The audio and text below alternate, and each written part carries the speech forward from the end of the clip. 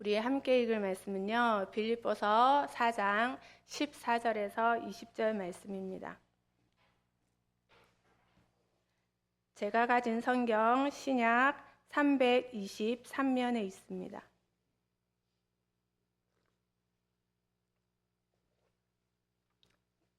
빌립보서 4장 14절에서 20절 말씀입니다.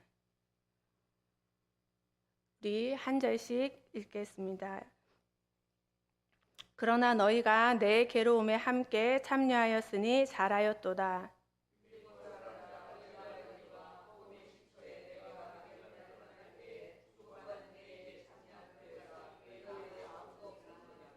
데살로니가에 있을 때에도 너희가 한 번뿐 아니라 두 번이나 나의 쓸 것을 보내었노라.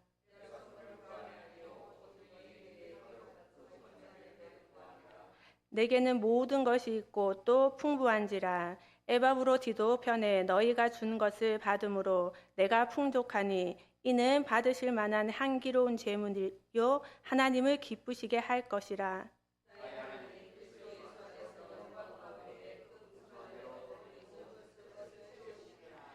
하나님 곧 우리 아버지께 세세 무궁하도록 영광을 돌릴지어다.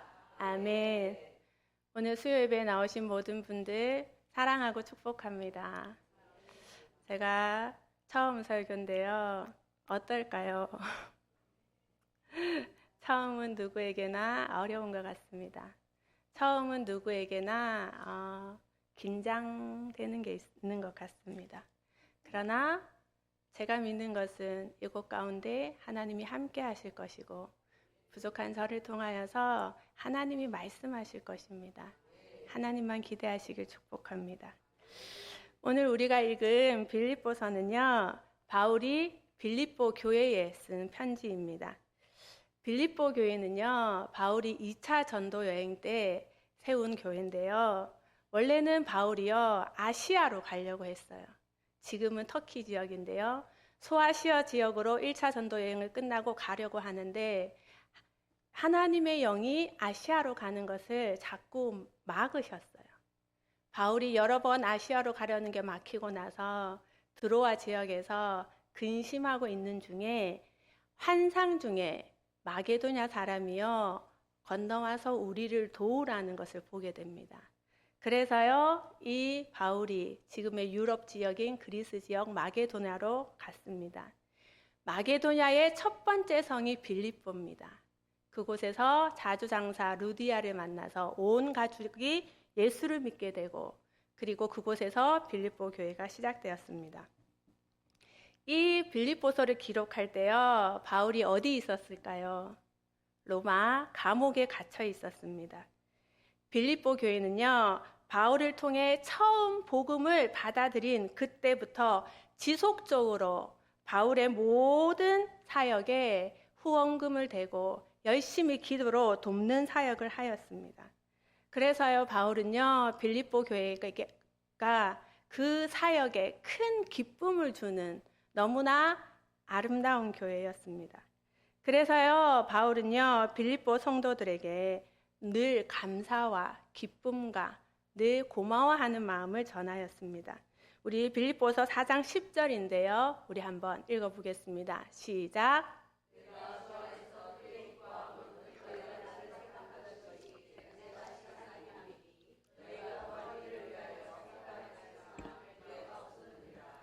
아멘. 바울의 기쁨은요, 주님 안에서 기뻐하는 것입니다. 빌립보 교인들이 바울을 향하여서 늘 돌봄과 사랑으로 잘 돌봐준 것에 대해서 기뻐했던 것입니다.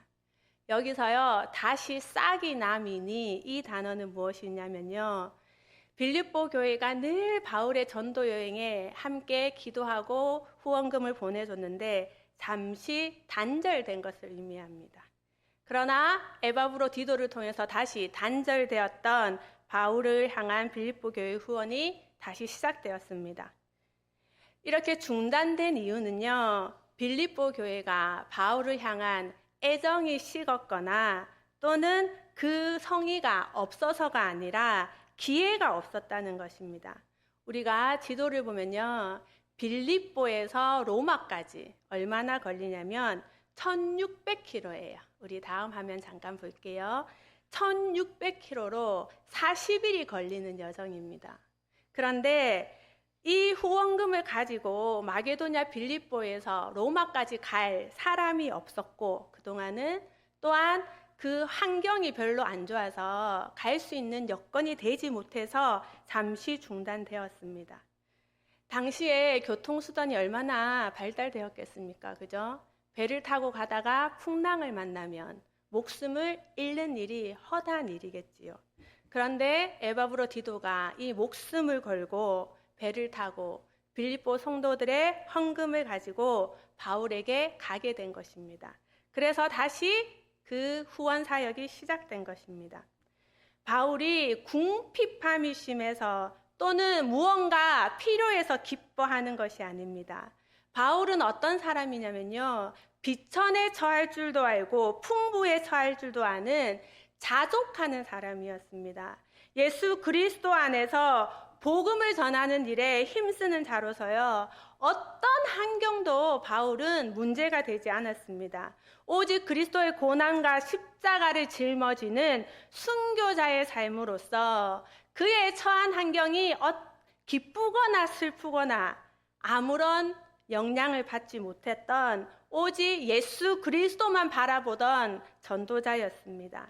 우리 4장 12절 13절인데요. 우리 함께 읽겠습니다. 시작.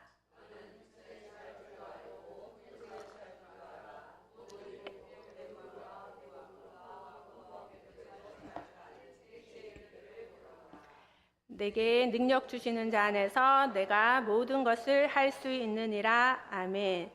내가 모든 것을 할 수 있다는 건요, 하나님의 전능하고 초월적인 능력에 의지해서 불가능한 모든 일을 한다는 뜻이 아니라요, 내가 어떤 형편에 처하든지 기뻐할 수 있다는 거예요. 내가 배고픔에 처해도 기뻐할 수 있고 내가 풍부에 처해도 기뻐할 수 있는 것은 예수 그리스도의 능력이 내게 있기 때문이라는 것입니다. 이 모든 능력, 자족하는 능력을 바울이 가지고 있었습니다. 그런 바울은요, 약할 때에 예수 그리스도가 강함이 되는 것을 경험하였습니다. 심지어 그는요, 사방으로 우겨싸임을 당하여도 쌓이지 아니했다고 고백했습니다. 그것이 바로 그리스도 안에서 주어졌던 그 능력, 모든 것을 할 수 있는 능력입니다. 하지만 이런 모든 형편에 자족할 줄 아는 바울이지만요, 빌립보 교회가 최선을 다해서 보내준 헌금에 대해서요, 고마워하면서 잘하였도다라고 칭찬하였습니다. 우리 4장 14절 함께 읽겠습니다. 시작. 그러나 너희가 내 괴로움에 함께 참여하였으니 잘하였도다. 아멘. 빌립보 교인들은요, 바울이 어려움에 처할 때 물질적인 후원을 통하여서 바울의 괴로움에 함께 나눈 자들이었습니다. 바울에 대한 사랑은요, 바울이 데살로니가에 있을 때도 여러 번 보내줬고요, 마게도냐 떠날 때도, 그리고 지금 로마 감옥에 있을 때도요, 변함이 없었어요. 우리가 한 번 하는 건 할 수 있어요. 그죠? 예정이 있잖아요. 바울이 우리 교회 세운다고 얼마나 애를 썼고 고생했는지 아는데 한 번은 보낼 수 있어요. 그런데 처음 시작부터 빌립보서 1장에 보면요, 처음 시작부터 끝까지 끊임없이 바울의 이 복음 사역에 동력자가 된 것입니다. 그래서요, 바울은 늘 그것을 고마워했습니다. 그러나 바울의 관심은요, 자신의 풍요함이나 유익에 있는 것이 아니라 성도들을 향한 풍요함에 있었습니다. 우리 4장 17절 함께 읽겠습니다. 시작.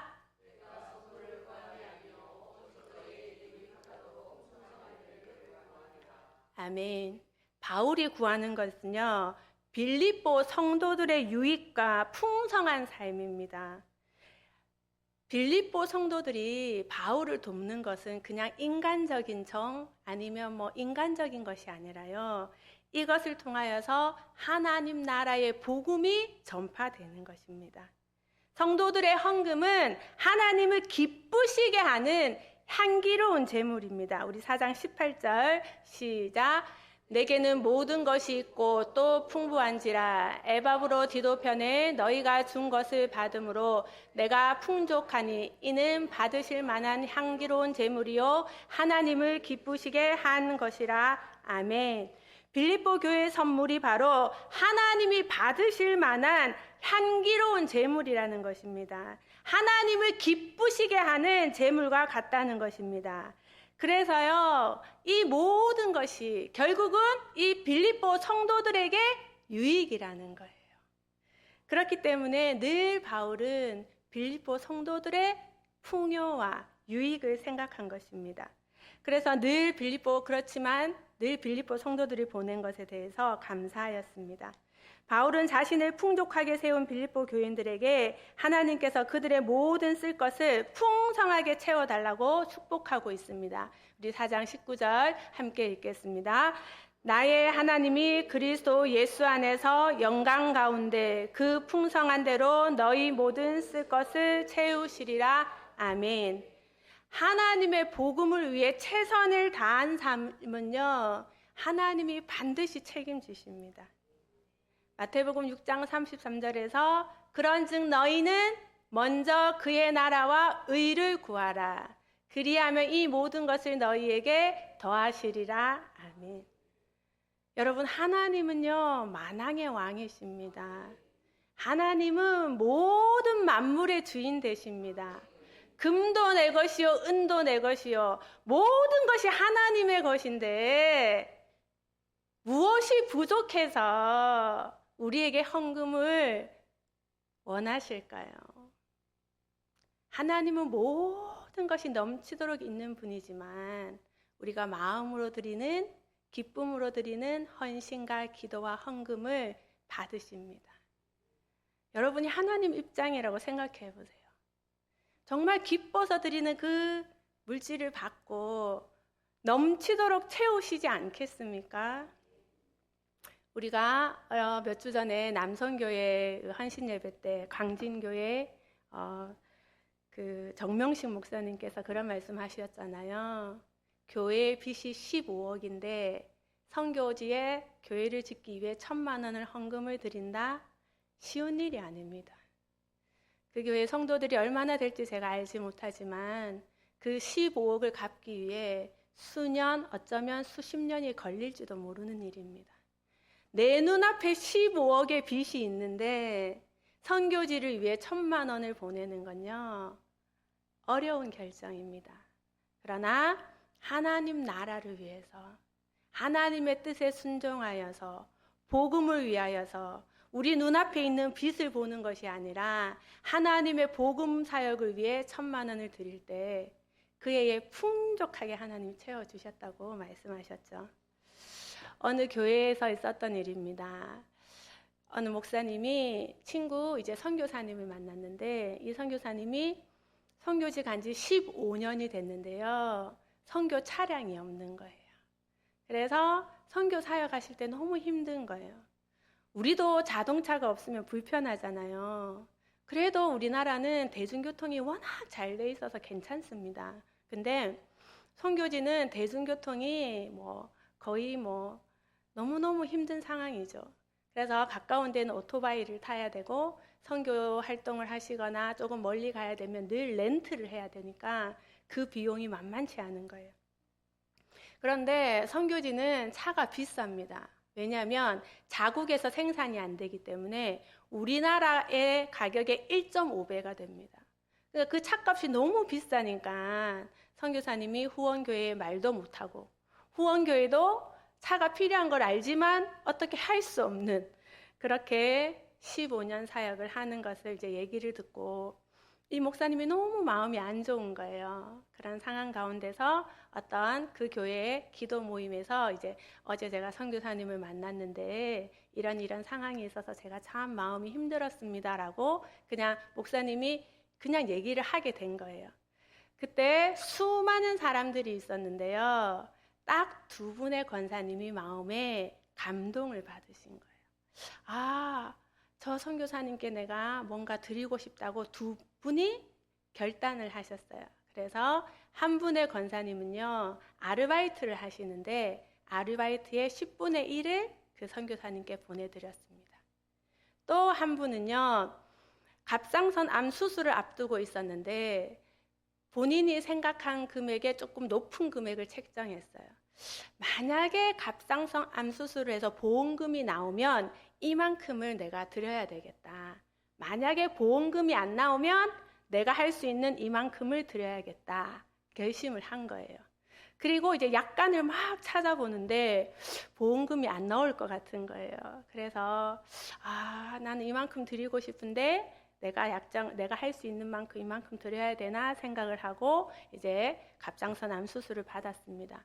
그리고 수술이 끝나고 입원을 하고 이제 퇴원하는 날 남편에게 보험사 직원이 전화가 온 거예요.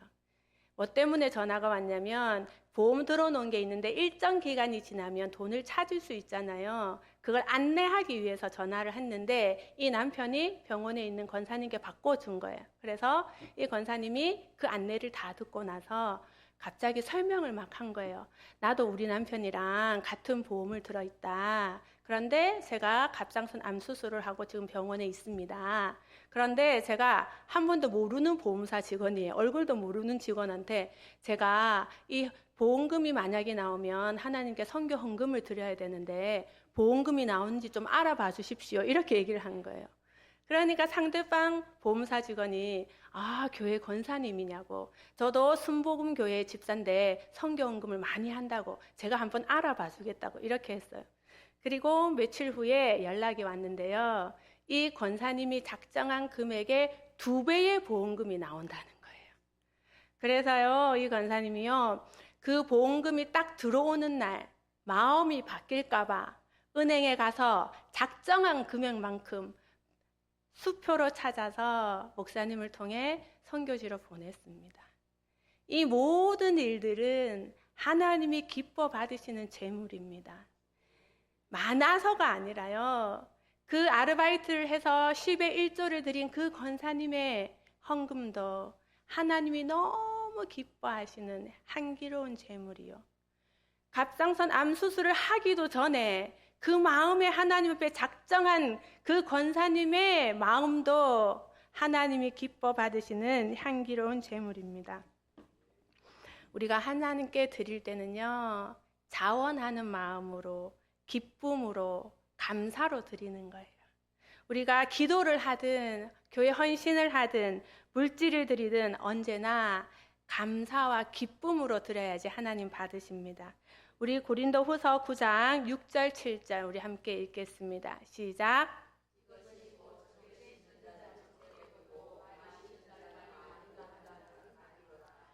각각 그 마음에 정한 대로 할 것이요 인색함으로나 억지로 하지 말지니 하나님은 즐겨내는 자를 사랑하시느니라. 아멘. 우리가요, 무언가 기도도 헌신도 물질도 억지로 하지 마세요. 인색함으로 하지 마세요. 그러려면 안 하시는 게 나아요. 그죠? 우리가 기쁨과 감사함으로 드릴 때 하나님 기뻐 받으시는 줄 믿습니다. 우리가 하나님께 온전한 마음으로 감사와 기쁨으로 기도를 심고요, 헌신을 심고 물질을 심을 때 반드시 하나님께서요 30배, 60배, 100배의 열매를 주시는 분입니다. 복음은 생명이 있습니다, 여러분. 생명이 있다는 것은요, 반드시 하나님의 때에 자라나서 싹을 틔우고 열매를 맺는다는 것입니다. 우리가요, 하나님 앞에 드릴 수 있다는 건 감사한 일 아닙니까? 드리고 싶어도 내가 가진 게 없으면 드릴 수가 없잖아요. 우리가 이렇게 나와서 기도할 수 있다는 것은요, 기쁜 일입니다. 우리가 큰 시험에 당하고 마음의 질병이 있으면요, 기도하고 싶어도 기도가 잘 안 되는 거예요.